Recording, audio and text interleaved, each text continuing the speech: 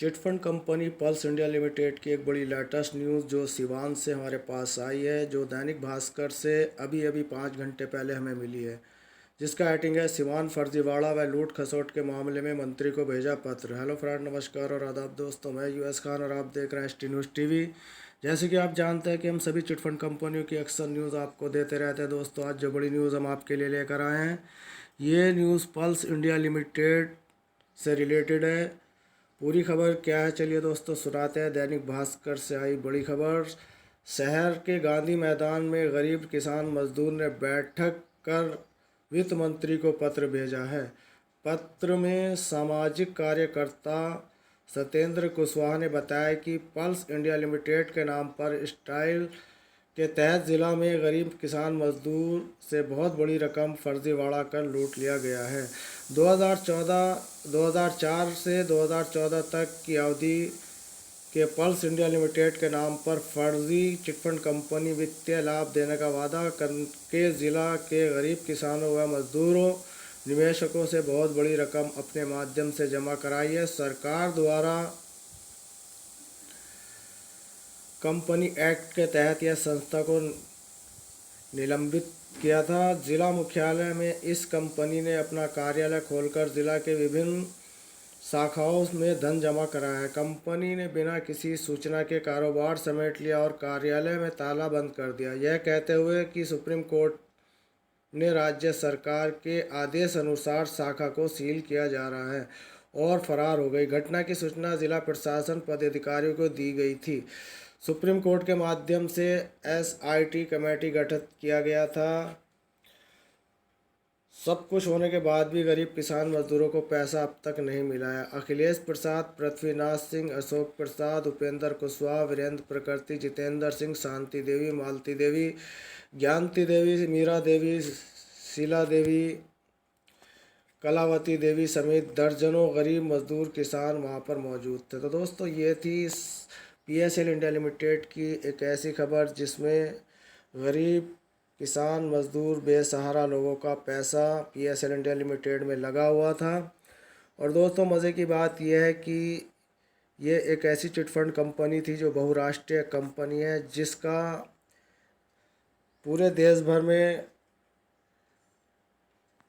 शाखाएं खोलकर गरीब निवेशकों से 49,000 करोड़ रुपया इकट्ठा किया गया था, और जिसके निवेशक 5,85,00,000 हैं, जो पूरे भारतवर्ष में फैले हुए हैं। तो दोस्तों, आज की बड़ी खबर में हम आपको यही बताना चाह रहे थे कि अभी तक पीएसएल इंडिया लिमिटेड के पीड़ित निवेशकों को इंसाफ तो मिला, लेकिन इंसाफ ऐसा मिला कि आसमान से गिरा और खजूर मटका। यानी कि पीएसएल इंडिया लिमिटेड के मेजरमेंट वगैरह को सबको अपने कब्ज़े में यानी कि बंद किया, उनको जेलों में भेजा और इनकी प्रॉपर्टी को सेबी विभाग ने अपने अंडर में लिया। और आरएम लोढ़ा को इस कंपनी की ज़मीन को बेचने से लेकर निवेशकों को पैसे देने तक की यहाँ पर जिम्मेदारी दी गई है। लेकिन यहाँ पर ऐसा लगता है कि जहाँ की हमारे पास न्यूज़ आए, सिवान की इस जगह के लोगों ने जिस तरीके से अपनी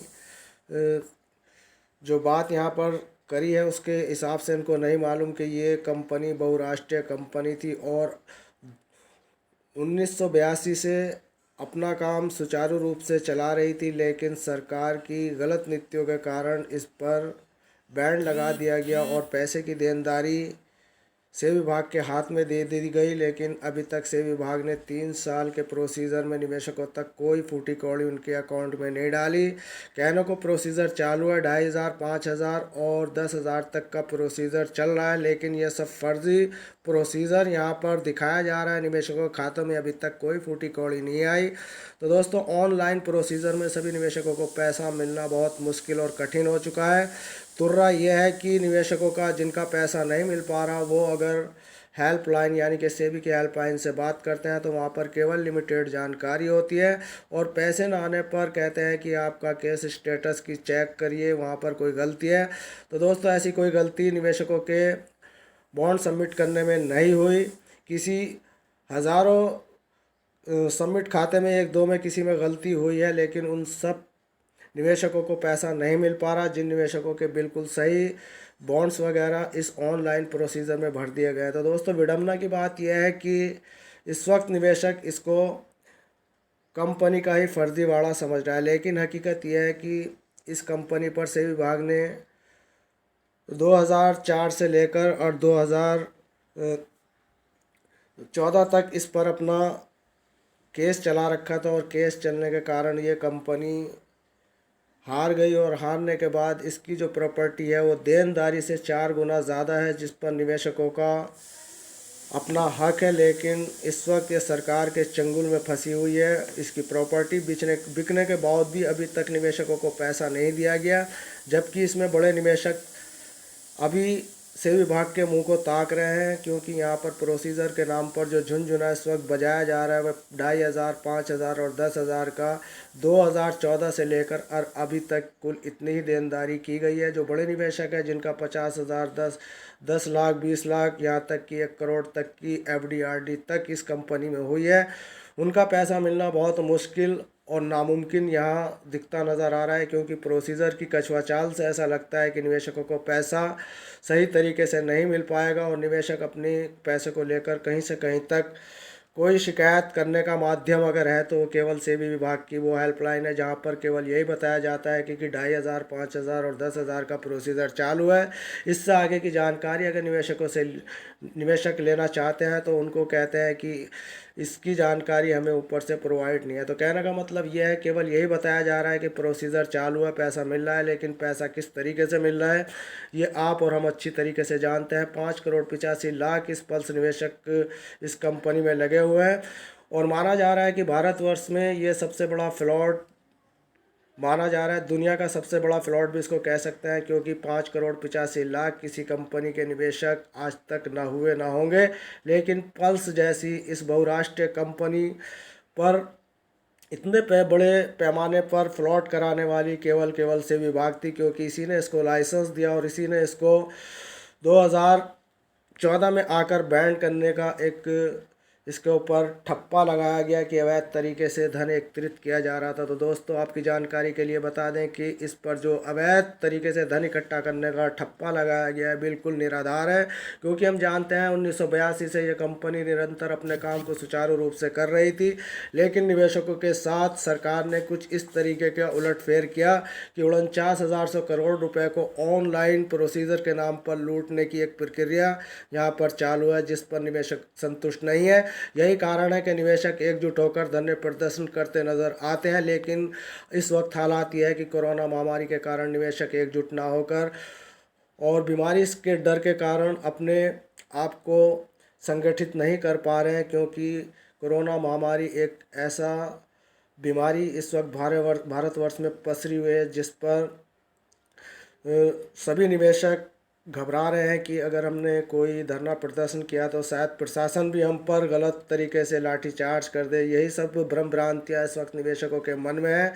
नहीं तो दोस्तों अगर ये कोरोना महामारी का दौर नहीं होता तो सेबी विभाग पर अब तक न जाने कितने धरने हो चुके होते और प्रोसीजर भी अब तक सभी निवेशकों का बढ़कर मिल चुका होता। लेकिन मामला यहाँ पर कुछ और है, क्योंकि प्रशासन और शासन इस वक्त निवेशकों के हितों में नहीं चल रहा है। अगर निवेशकों के हितों में चलता तो इन्हें ऑनलाइन प्रोसीजर की देनदारी से अच्छी कोई देनदारी नहीं हो सकती थी, लेकिन ऑनलाइन प्रोसीजर में झोलमाल नज़र आ रहा है, क्योंकि हमारे क्षेत्र के जितने भी निवेशक हैं उनके खाते में अभी तक एक फूटी कौड़ी तक नहीं आई।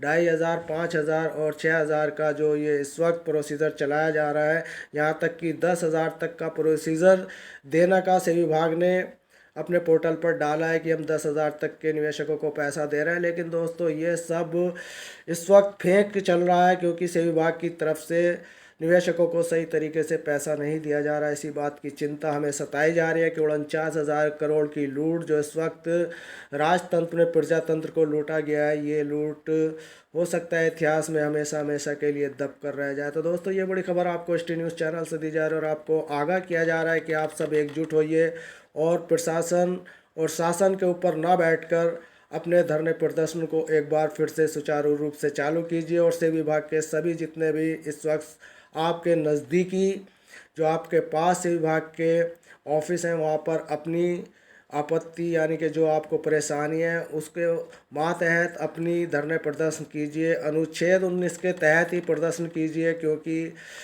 अनुच्छेद 19 के तहत आप लोगों का जो धरना प्रदर्शन होगा वो आपके हित में होगा। और अगर उग्र प्रदर्शन करेंगे तो शायद है कि आपके ऊपर प्रशासन और शासन आप पर कुछ कड़ाई बरते और आप लोगों के ऊपर लाठीचार्ज भी करने की संभावना बनी रहती है। तो दोस्तों, आपसे हमारा अनुरोध है कि अनुच्छेद 19 के तहत ही आप अपनी धरने प्रदर्शन कीजिए, शांतिपूर्वक अपनी मांग रखिए और शांतिपूर्वक ही अपने धरनों को अंजाम दीजिए। जैसे कि पहले भी आप लोगों ने सेवा विभाग पर धरने दिए थे, जिसके फलस्वरूप आप लोगों का ये प्रोसीजर चलना चालू हुआ था। लेकिन दोस्तों, बड़ी विडम्बना की बात तो ये है कि सभी निवेशकों के बॉन्ड A to Z मंगा चुके हैं, लेकिन निवेशकों को पैसे देने पर अभी तक 2,500, 5,000 और 10,000 का ही झुनझुना बजा रहे हैं।